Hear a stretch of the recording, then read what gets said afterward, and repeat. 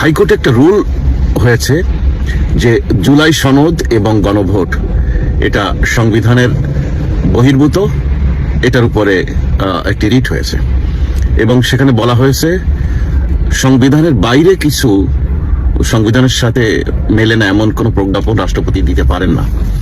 তাহলে গত 18 মাস যাবৎ ডক্টর ইউনূসের শাসন আমলে যে 133টা প্রজ্ঞাপন রাষ্ট্রপতি জারি করেছেন, আইনের ভাষায় এগুলো অবৈধ। তো এগুলোর উপরে চ্যালেঞ্জ করে রিট হয়েছে।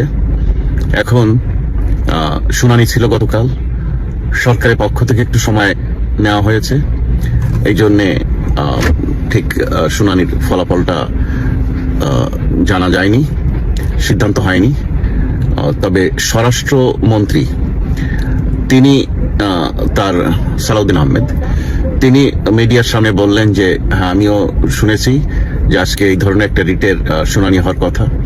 তো আমরা অপেক্ষা করছি যে আদালত কি সিদ্ধান্ত দেয়, সেই বিষয়ের উপর আমরা সংসদে আলোচনা করব। তিনি পরিষ্কার বলেছেন যে আমরা সংসদ সদস্য হিসেবে নির্বাচিত হয়েছি, আমরা কোনো সংস্কার কমিশনের সদস্য হিসেবে নির্বাচিত হইনি। তো এই জন্য সংস্কার কমিশন বলে কিছু নাই। এই জন্যে বিএনপির এমপিরা শুধু একটি শপথ নিয়েছেন, সেটা হলো এমপি হিসেবে, সংসদ সদস্য হিসেবে। এবং অন্য একটি দলের জোট, জামাত এনসিপির যে জোট, তারা কেন 2টি শপথ নিয়েছে এটি সম্পর্কে তিনি বললেন যে এটা তাদের বিবেচ্য বিষয়, তাদেরকে জিজ্ঞেস করেন। তবে সংবিধানে এই ধরনের কিছু নেই। আমরা সংসদে আলোচনা করে সিদ্ধান্ত নেব কি কি সংস্কার করা হবে, কি কি হবে না ইত্যাদি, কিন্তু আমরা যা করব সংবিধানের মধ্যেই করব। এটা হলো স্বরাষ্ট্রমন্ত্রী বললেন। কিন্তু এর ভিতরে যে আসিফ মাহমুদ সজীব ভুইয়া, তারপরে আপনার এনসিপির বিভিন্ন নেতারা, তাদের মাথা খারাপ হয়ে গেছে এই রিটটি আদালতে যাওয়ায়। তারা পরিষ্কার বলছেন যে এনসিপির বিভিন্ন নেতা বলছেন যে জুলাইয়ের আন্দোলন নিয়ে, জুলাই বিপ্লবের বিষয় নিয়ে আদালতে যারা যাবে তাদের সাথে সেই আচরণ করা হবে 5 আগস্টে শেখ হাসিনার সাথে যে আচরণ করা হয়েছে।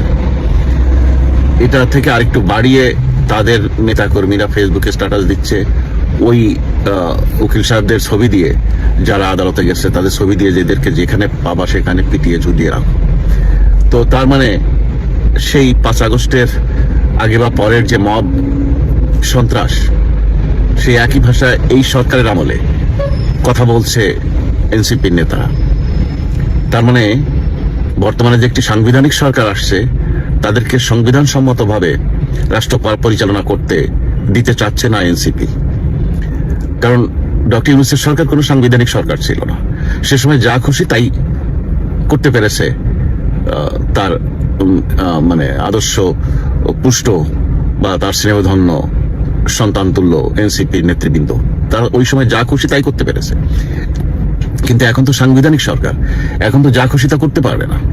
তা এখন যদি যা খুশি তাই করে, তাহলে বুঝতে হবে দেশে এখনো আইনের শাসন প্রতিষ্ঠিত হয়নি। আর যদি আপনারা বলেন হ্যাঁ আইনের শাসন প্রতিষ্ঠিত হয়েছে কারণ এটা সাংবিধানিক সরকার, তাহলে আমরা দেখতে চাই এই হুমকি যারা দিয়েছে তাদের বিরুদ্ধে কি ব্যবস্থা গ্রহণ করা হয়। এটা তো এক ধরনের আদালত অবমাননার অপরাধ। দেশের সংবিধান মেনে আপনি একটি বিষয়ে আদালতে যাবেন, গেলে আপনাকে তারা মবের হুমকি দিবে, তো এটা তো একটা বড় ধরনের অপরাধ। এই পোলাপান্ডাই তো একসময় সাবেক প্রধান বিচারপতিকে যে পিটিএ পদত্যাগে বাধ্য করেছিল, এই পোলাপান্ডাই তো অসংখ্য লয়ারকে পিটিয়েছে আদালতের মধ্যে। যে এরাই তো আওয়ামী লীগের যত নেতাদের দেখেছে আদালতের মধ্যে হিয়ারিং এ গেছে, জামিন নিতে গেছে, বা তাদেরকে ধরে কিভাবে পিটিয়েছে, এমনকি মেরে ফেলেছে, এরকম তো এই ডক্টর ইউনূসের আমলে এই বাহিনীই করেছে। এটা তো সবার কাছে ভিডিও আছে, নিউজ আছে, সবাই সাক্ষী। কিন্তু সেটা ছিল একটা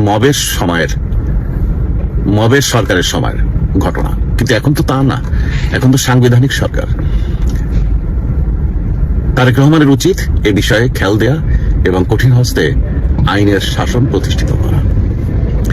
একটি চিঠি দেখলাম ডক্টর ইউনূস এই 12 তারিখে নির্বাচনের 2 দিন আগে 10 ফেব্রুয়ারি তারিখে নিজেই নিজেকে আগামী 1 বছরের জন্য ভিভিআইপি প্রোটোকল দেওয়ার জন্য আইন সংশোধন করে তিনি এটা জারি করে গেছেন।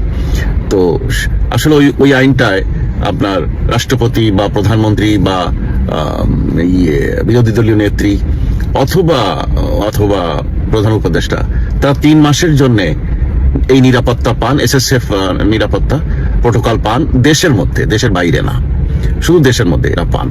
কিন্তু ইউনুস কি করলো, তার একার জন্য বাকিগুলোকে কিন্তু চেঞ্জ করেনি, বাকিগুলো 3 মাসের জন্য আছে, দেশের ভেতরে প্রোটোকল পাবে। ইউনুস কি করলো, তা শুধু তার একার জন্য 1 বছরের জন্য প্রোটোকল করলো দেশে এবং বিদেশে সবখানে। এটা তো অন্যায়, এটা তো একেবারে অন্যায়। তারেক রহমানের কাছে আহ্বান জানাবো, এই যে সংশোধন উনি করেছেন এটা আপনারা ক্যান্সেল করুন এবং তার যতটুকু প্রোটোকল পাওয়া উচিত 3 মাসের জন্য সেটা দিয়েই এটা শেষ করুন। কারণ এই ভদ্রলোক দেশের অনেক ক্ষতি করে ফেলেছে, আইনের শাসন কোথাও রাখেনি। তো এই লোকটাকে আপনারা, আমি জানি আপনারা সাইজ করবেন না, কারণ আপনি নিজেই তো লন্ডন থেকে ফিরে এসেছেন, নিজের অনেকটা কৃতজ্ঞতার উপরে আপনার মামলাগুলো স্থগিত করেছেন ডক্টর ইউনুস, আপনাকে দেশে ফিরিয়ে এনে প্রোটোকল দিয়েছেন। আপনি যখন একজন সাধারণ নাগরিক, নির্বাচিত কেউ নন, তখন আপনাকে প্রধানমন্ত্রী প্রোটোকল এসএসএফ দিয়েছে। অতএব আপনি যে খুব বেশি তার বিরুদ্ধে করবেন আমার তো মনে হয় না। তারপরেও আইনের কথা এবং দেশবাসীর কথা, তাই আপনার প্রতি আহ্বান জানালাম, বিষয়টি ভেবে দেখবেন। কারণ এই দেশ সবার, এই দেশ এই 2-3 জন মানুষের না। পল কাপুর আসছেন, উনি দিল্লিতে আছেন, উনি আজকে ঢাকায় আসবেন সন্ধ্যায়। তারপরে এসে উনি প্রথমে দূতাবাসের, আমেরিকান দূতাবাসের কর্মকর্তাদের সাথে বসবেন, সেখানে থেকে ওই মিটিং থেকে আপডেট নেবেন যে বিষয়গুলো উনি এখানে আগামী 3 দিন থেকে আলোচনা করবেন, মিটিং করবেন, যেসব বিষয়গুলোর উপরে, সে বিষয়গুলোর উপর দূতাবাসের কোনো পরামর্শ, বক্তব্য, আপডেট থাকলে সেগুলো উনি নেবেন। এবং ওনার একটা বড় কনসার্ন হলো, উনি গবেষণা, ওনার একটা বই আছে, গবেষণা বই, সেটা হলো এই আপনার টেরোরিজম সম্পর্কে, ধর্মীয় মতবাদ এবং টেরোরিজমের বিষয় নিয়ে।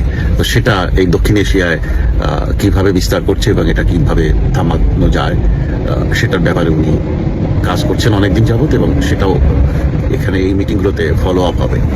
তিনি বিভিন্ন ব্যবসায়ী প্রতিনিধিদের সাথে মিটিং করবেন, সরকারের সাথে মিটিং করবেন, রাজনৈতিক দলগুলোর সাথে মিটিং করবেন, এবং শোনা যাচ্ছে আওয়ামী লীগের সাথেও কথা বলবেন। তো সেই হিসেবে শোনা যাচ্ছে সজীব জয় মামার সাথে উনি অনলাইনে মিটিং করবেন। এরপর এই মিটিংগুলোর পর আমাদের পররাষ্ট্রমন্ত্রী রজার খলিল, ওনার সাথে ভারতের পররাষ্ট্রমন্ত্রীর মিটিং হবে। তারপরে ওনারা দিল্লিতে ওনাদের মিটিং হবে, তারপর লন্ডনে মিটিং হবে। তো এইগুলো হওয়ার পরে উনি তো 6 তারিখে চলে যাচ্ছেন, 7 তারিখে থেকে আস্তে আস্তে অনেক কিছু জানা যাবে, মার্চের 7 তারিখ থেকে। এবং এই মিটিংগুলোর আলোকে 12 তারিখ থেকে যে সংসদ অধিবেশন বসছে সেখানেও কিছু পরিবর্তন আসবে। তা সেটা অতটা ভিজুয়ালাইজ হয় কিনা জনগণের কাছে আমি জানি না, কারণ বিষয়টা তো অন্য লেভেলের হিসাব হচ্ছে। এই জন্য যে বিষয়গুলোর সাথে বিদেশিরা বেশি জড়িত সেগুলো খুব বেশি ওপেন হয় না বাংলাদেশের রাজনীতিতে। তো তারপরেও দেখা যাবে যে কি আলোচনা হলো, কি বক্তব্য সামনে আসলো। তবে আমরা আশা করছি যে এটা তো মার্চ মাস, এপ্রিলের ভেতরে অনেক কিছু পরিষ্কার হয়ে যাবে। এপ্রিল মে মাস থেকে নর্মাল প্র্যাকটিস সে ফিরে আসবে আওয়ামী লীগ রাজনীতিতে।